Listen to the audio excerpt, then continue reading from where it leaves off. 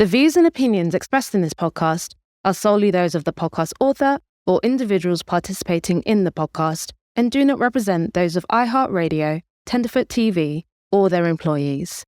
This podcast also contains subject matter which may not be suitable for everyone. Listener discretion is advised.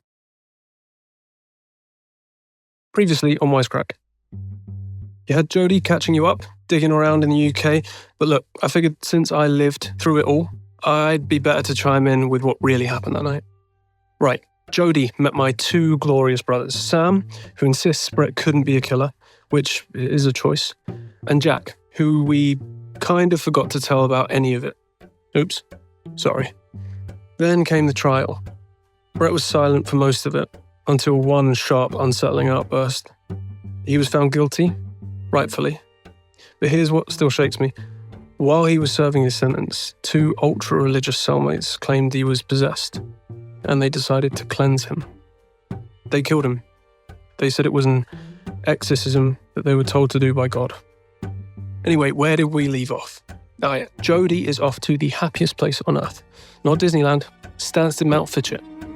Godspeed, Jodi.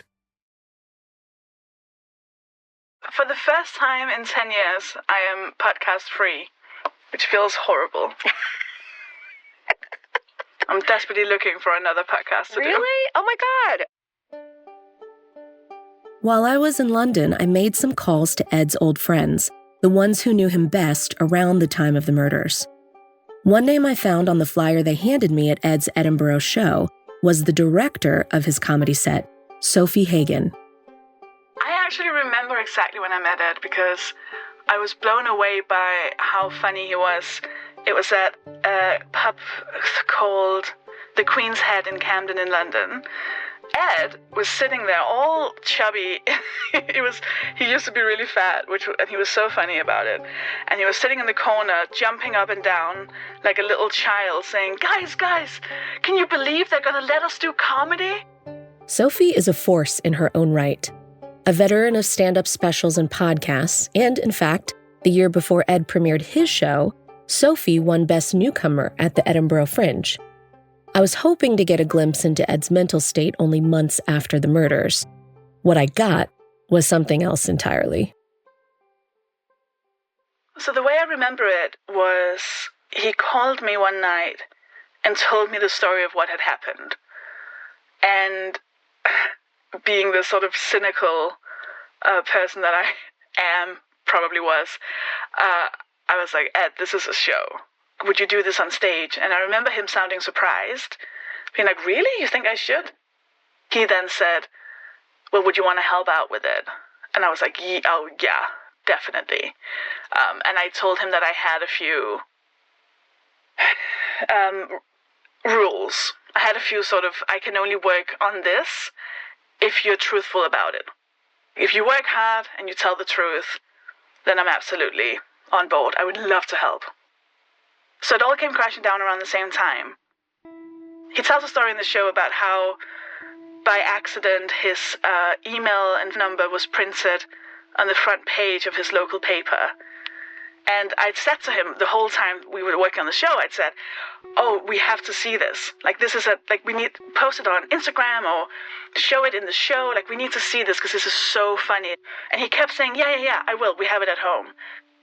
And every time I asked, he'd say, oh, yeah, my brother's sending it or whatever.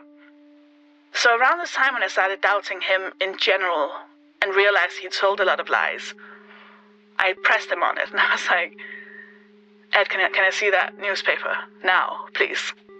And he got really defensive and was like, oh, you don't trust me. And I was like, that sounds like what liars do when they're caught out on a lie. And it actually took some time, maybe like days, before I thought, if he's willing to lie about all these other big things, could he lie about this? And I started Googling it frantically to find any evidence of this having happened. And I believe I did find articles about it having happened, but I don't think, if I remember correctly, I didn't find anything that backed up his side of the story. I don't remember any mentioning of the neighbor, of Brett trying to break into another house. there was no mention of Ed anywhere. Then when I pressed him on it a tiny bit and said, Ed, how much of this is true? He again became incredibly angry and defensive and started blaming me for all sorts of things. And I remember just thinking, okay, do you know what? I now don't know how much is true at all about him, his life, anything. So I doubt that this story is true, and I don't know. And at that point, I didn't care. And then I basically haven't really spoken to him or seen him since.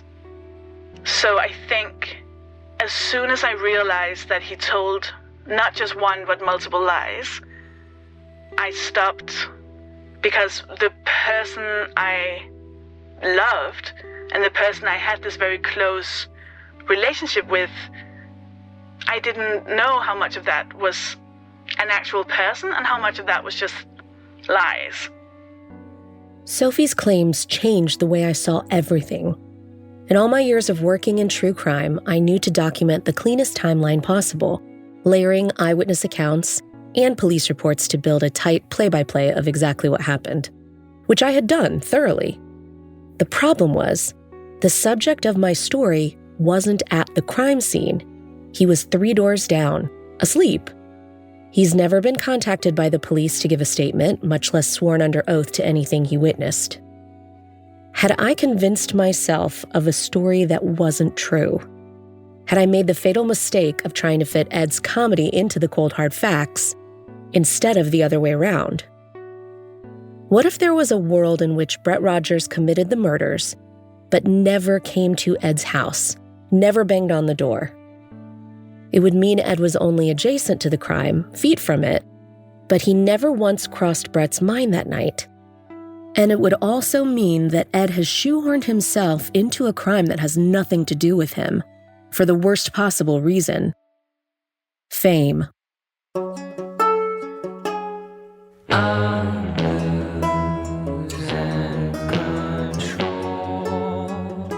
I'm Jodi Tovey, and this is Wisecrack.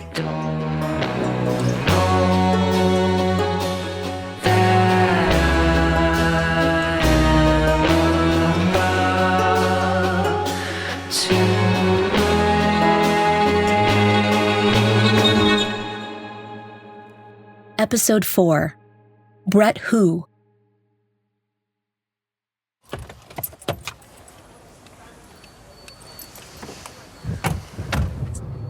As Ed picks me up outside of my Airbnb, the only thing I wanted to do was meet his parents.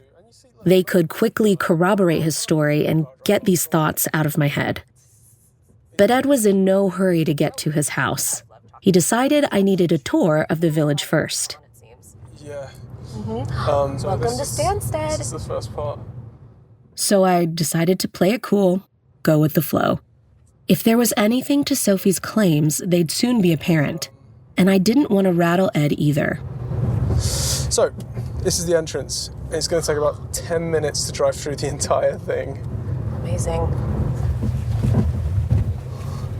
This looks like a storybook. Like, these homes right here are just gorgeous. They all kind of have like that brown gingerbread look, and then the Tudor style with the bricks. They're very pretty. That is literally a straw roof that we just passed. Oh, you're going to pass some more? I had pictured Stansted as a quiet, pastoral town. And on the surface, it is. But when it's just me and Ed, he doesn't hold back. To him, Stansted is frozen in time, filled with men grinding away at mundane jobs and their wives who sneer at the wealth in London. I haven't seen a person, I'll be honest with you. No, we don't have many of them. Do you like pigeons? They are quite noisy. These are quite, this always reminds me of Privet Drive from Harry Potter. Looks just like Privet Drive. It does, doesn't it? Stansted might have spent the rest of eternity as a sleepy little village, but in the 1960s, a local military airfield was converted into an international airport serving London. Now, on any given day, that airport sees approximately 80,000 passengers. Airline crews from India and Africa fill the local pubs for a quick pint between flights. But the actual village has an older working-class population of just around 8,000 people. So now we're going into Lower Street. I think there's about 6 businesses down here. 3 of them are pubs. What are you laughing at my village for? I'm not laughing. I mean, I am laughing. Of the 6 businesses, 3 of them are pubs. Yeah. Oh, here's a person. Well, That's Tony. That's the carpenter my dad used to work for. that really is Tony. You know, That's that Tony. person, the Yeah. one person we Yeah. just saw. So what this kid's doing now, I did my entire life, just on a bike with a backpack on, riding somewhere, and that's all we did. We woke up. As we drive through its narrow streets, watching him retrace old paths and point out forgotten landmarks, I sense something buried beneath the cynicism. Something more than just a dark nostalgia. That's the tennis club. I'm not allowed back in there anymore because me and my friends accidentally nearly set it on fire. We'll come back to that. We will, yeah. He's on edge, too, taking easy jabs, checking the time, scanning his surroundings. But with absolutely no chance of running into Brett, I can't figure out what has him so anxious. I even wonder if he knows I've talked to Sophie. Did you see that place called the Mayflower? Uh-huh. That is the least authentic Chinese you're ever going to do. The guy that owns its name is Kevin. Get the fuck out. And you've just left Stansted. We just... Yeah. Okay, so we're out.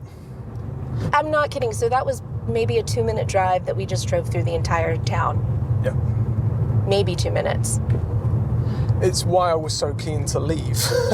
Because that 2-minute drive is a 5-minute walk and you know everyone. Like, Wow. you know everything. And then it hits me. Ed's feeling vulnerable, exposed. We're about to relive the worst night of his life. But this time, we aren't using Ed's script. And all the characters in Ed's world can speak for themselves.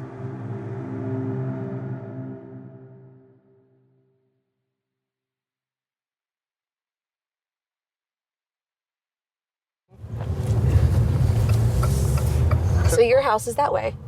I know. We turn off Cambridge Street and into a labyrinth of dark brick townhouses attached together in 2s and 3s. From sheer muscle memory, Ed weaves us through the maze and up to a small cluster of homes.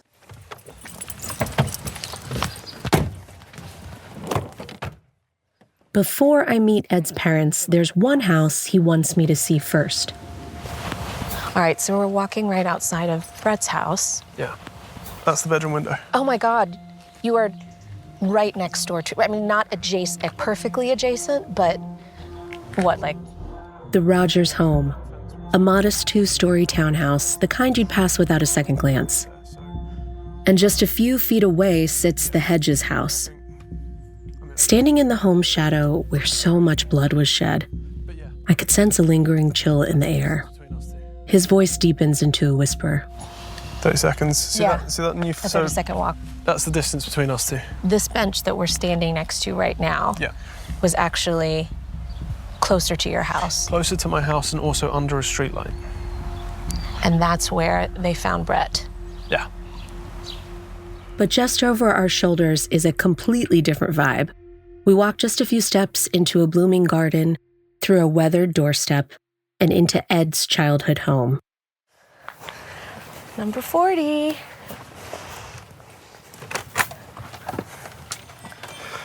we go.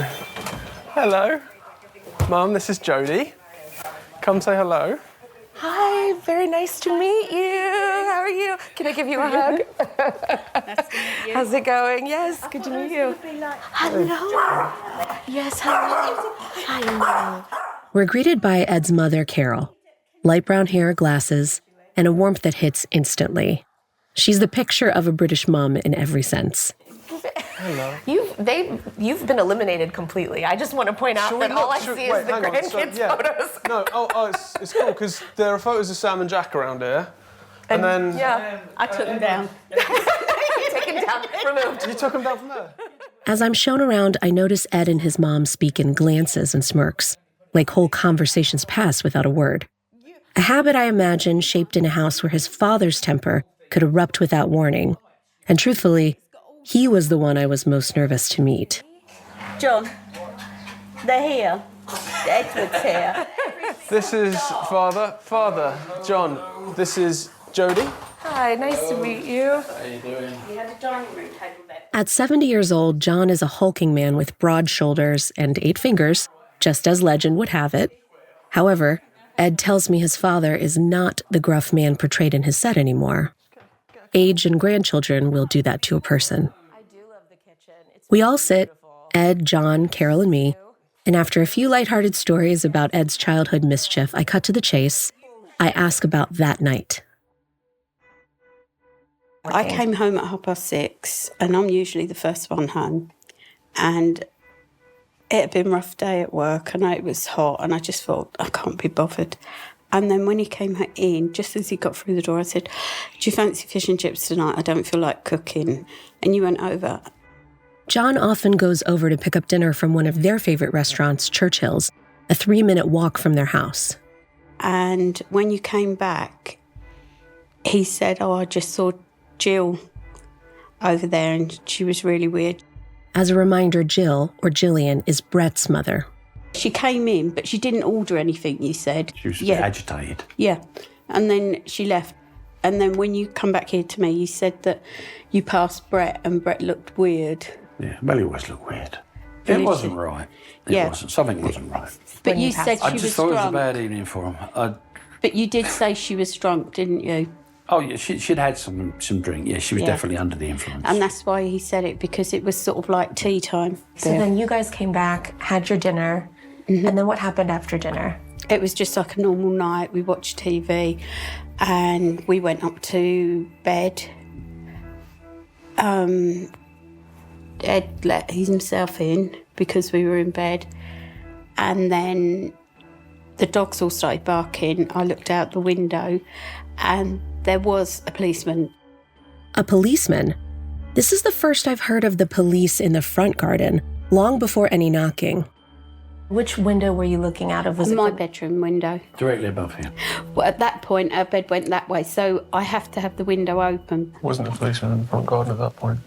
Well, there was someone in the There was somebody in the front garden. the front garden running about Who because later banged on the door, went into the garden, tried to get in that way. I don't think that was a policeman. I took over for the front because I did get up, but I slept through most of it because I went back to sleep straight away, and I got out here and was looking out. Yeah, but that was because you thought someone was trying to... I thought someone was trying to steal the car. And also the side gate here, when that opens and swings back and hits the house, you can hear it go bonk because it's right the other side of that brickwork. And I heard that, and I thought, what's happening? So you heard the gate slam over here. Yeah. And then where did that person go? I didn't see anyone. All I did, have a look, heard the gate gone, but already had the banging at the door. They said there was a police helicopter up there, there's policemen on the green and whatnot. I said, well, don't worry then, because we're surrounded by the police, so we're perfectly safe. Yeah. Rewind to the banging. So we watch TV, we go to bed, and then when did the banging happen? Is there a rough time, or who woke up first? I don't know what the time was because I didn't look at the clock.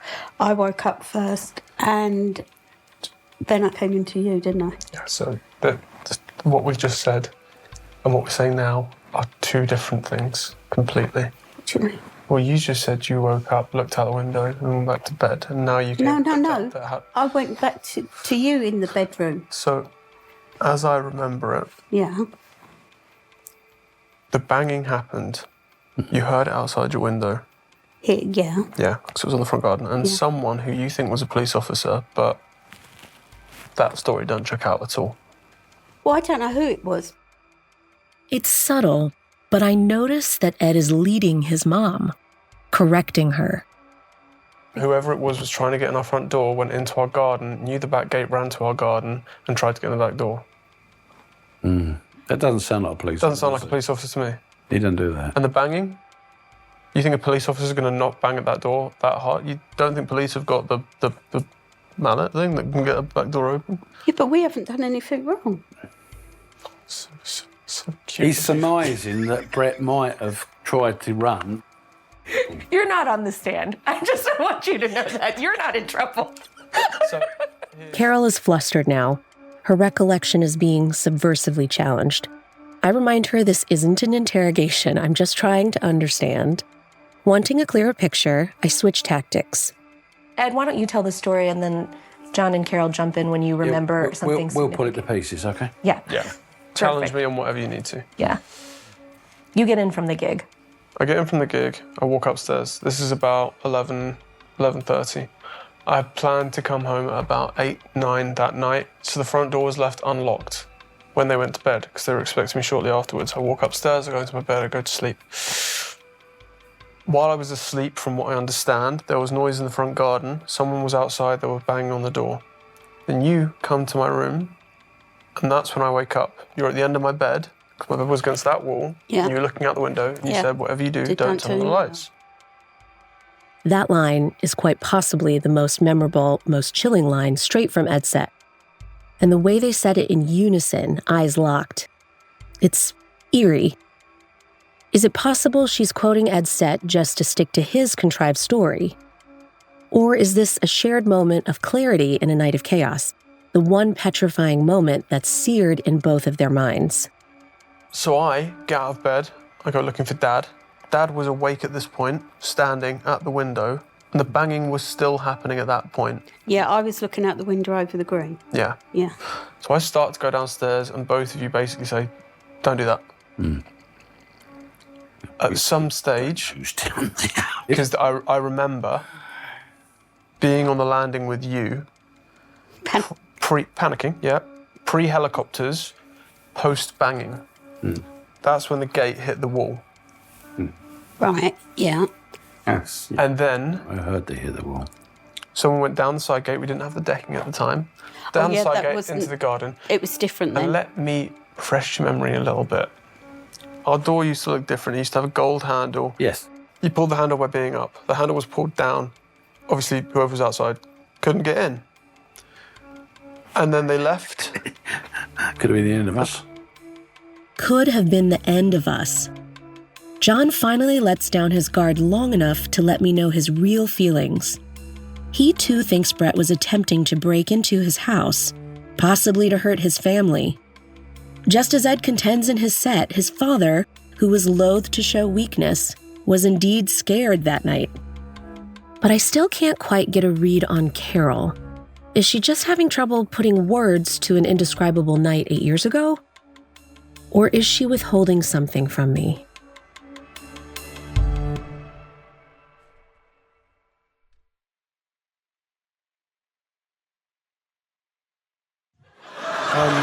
I mentioned I was a little bit chubbier as a kid. My mum, my whole family were all a little bit chubby.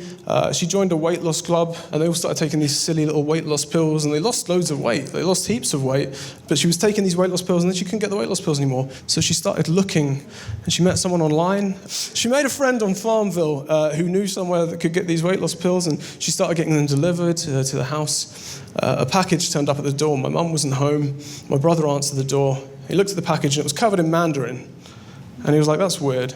And so he took it inside and he went onto the family computer. He translated it. So he got really angry. And Jack went, what have you been taking? She was like, weight loss pills. He went, where did you get them from? She went, I met a man called Lee on Farmville. He sends them to me. And Jack said, what does Lee look like? My mum said, well, he's of Asian descent. He's got a lot of tattoos.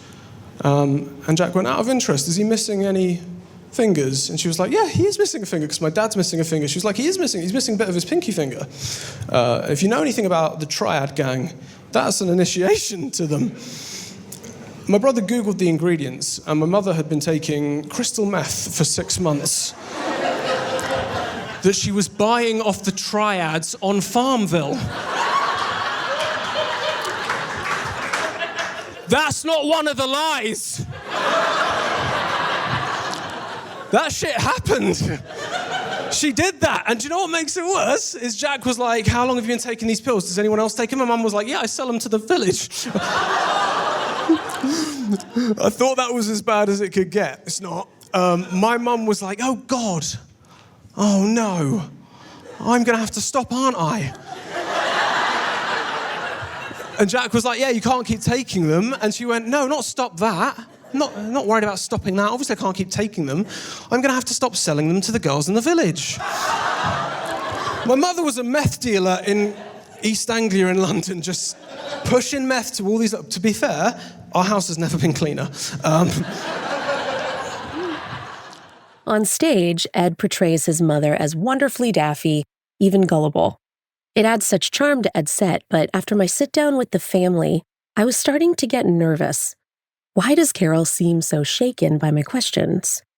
So I decided to pull Carol aside, away from Ed and John, to see if I could get a straight answer out of her. I asked her to climb the narrow stairs to the Hedges' second floor. From inside Ed's small bedroom, where she woke her son and warned him not to turn on the lights, it all came rushing back. It wasn't knocking, it was banging. Mm-hmm. There was banging.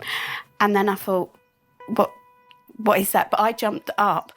I didn't wake John up because he gets up so early. I thought that, but it was also the dogs were going absolutely berserk. And then I started panicking because you could hear someone out there in the back garden. There's something going on out there and I don't know what it is. I was petrified. I thought we were getting broken into. By that time, there was helicopters and everything going out there. There was a lot of police running up the alleyway. And that bit there was like the apocalypse.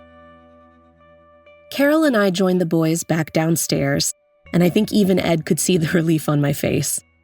I try to imagine being in Ed's shoes, sitting across from my own parents asking them to recall a frenzied night from 8 years ago.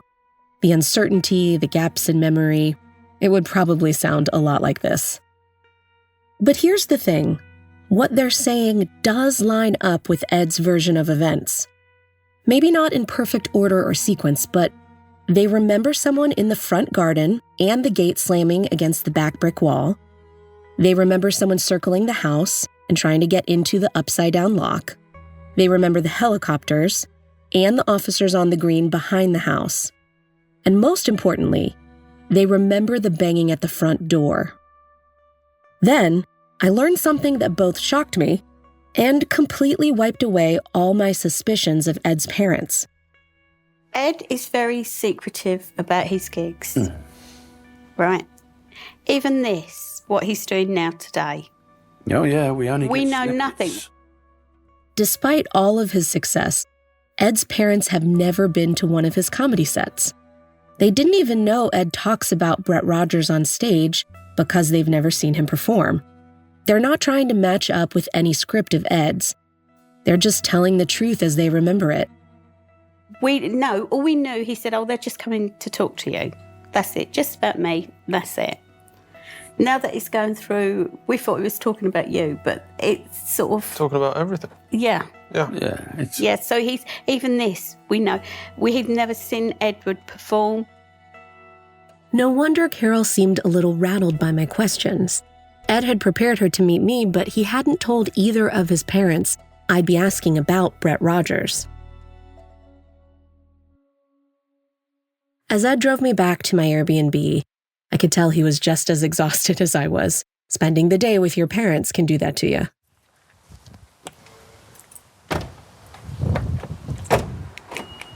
Yep. I lost my virginity in that forest. Just so, again, there's no cameras. No more magical place to lose your virginity than a forest. That's where trolls live. It's not very... But Ed had one more setting from his comedy show that he wants to show me. This is the Cricket Club. This is where I spent pretty much every day of my childhood. I was mad about it. It's a lot smaller than I was picturing. So what age were you hanging out here as early as?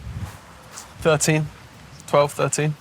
And so you would just walk from your house? Walk from my house up to here, meet a load of people. It was the coolest place in the world because you'd have this congregation of men of loads of different ages and you would be drinking. Remind me what the legal age is, minimum for drinking here? Legal? Yeah. 18. Technical, 14. And so you were here drinking as early as 14? 12, 13, 14. 12? Yeah, around that. Wow. And not heavily. No, I know. Ed tells me he and Brett would spend most afternoons about 100 yards from each other, just playing different sports. The cricket field literally overlaps the football field. This is where I want the ball to go. Okay. Right here, okay? So I should throw the ball there. Though he hadn't pitched in over a decade, he was eager to teach me how, for the comic relief, no doubt. a hop, skip, jump thing. So you start off, you go like 1, 2, 3, 4, and then as you transfer your weight. 1, 2, 3, 4, and then is it a hitch kick? Like, do I do this and then? Well, all right. Ed is the only Hedges who plays cricket. No legacy, no tradition. As a kid, he just needed something that was his own. That was like a pitch. You want to bring your arm round, so. Okay. After many failed attempts, we grab a pint at the clubhouse, a small wooden shed packed with team photos stretching across a century. I scan the walls until I spot Ed, young, determined, part of something bigger. He was, in fact, a great cricket player, one that found a community through his talent. He wasn't a chubby loner who was given a sportsman award out of pity. I thought back to Sophie's issues with Ed. She's right. There are things he has skewed in his set, seemingly more than just the 3 lies he warns his audiences about. I've been clocking the disparities in Ed's story, and I'm starting to get concerned that he's never bothered to disclose these half-truths to me before. I get it, comedians don't swear on a Bible before grabbing the mic, but I felt like Ed owed me the full truth before I got on a plane to the UK. It was a confrontation between Ed and I that was brewing in the background, and neither of us wanted to have it. But that would have to wait for now. There was one person I needed to speak to first. He'd moved away from Stansted, all but disappeared from his old social circles. In fact, he hadn't spoken to anyone in the media since the year of the murders. If anyone had insight into the inner workings of Brett's mind and could tell me why he showed up on Ed's doorstep, it would be him. And if he answered the door, I'd be face to face with the man who raised a killer.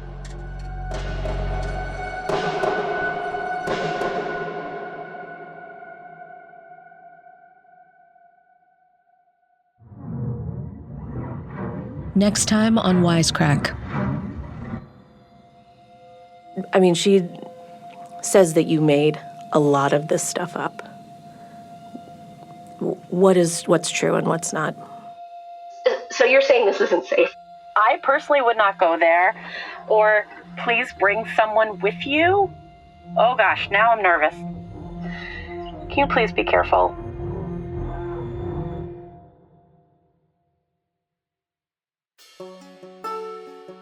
Wisecrack is a production of Tenderfoot TV and iHeart Podcasts in association with Starwipe Productions. I'm your host, Jodi Tovey. The show is written by Charles Forbes. Stand-up comedy written and performed by Ed Hedges with additional writing contributions by Charles Forbes. Executive producers for Tenderfoot TV are Donald Albright and Payne Lindsay. Executive producers for Starwipe Productions are Jodi Tovey and Charles Forbes. Lead producer is Alex Vespestad, with additional production by Stephen Perez, Joe Grizzle, Jaja Muhammad, Jamie Albright, and Jordan Foxworthy. Lead editor is Stephen Perez, with additional editing by Dylan Harrington and Liam Luxon. Coordinating producers are John Street and Tracy Kaplan. Research by Jim Nally and Misty Showalter. Original music by Jay Ragsdale, with additional music by Makeup and Vanity Set. Mix by Cooper Skinner. Artwork by Byron McCoy. Special thanks to Oren Rosenbaum and the team at UTA, Nate Ranson, Alexander Kaplan and the Synergy Clubhouse, and the Nord Group. For more podcasts like Wisecrack, search Tenderfoot TV on your favorite podcast app or visit us at tenderfoot.tv. Thanks for listening.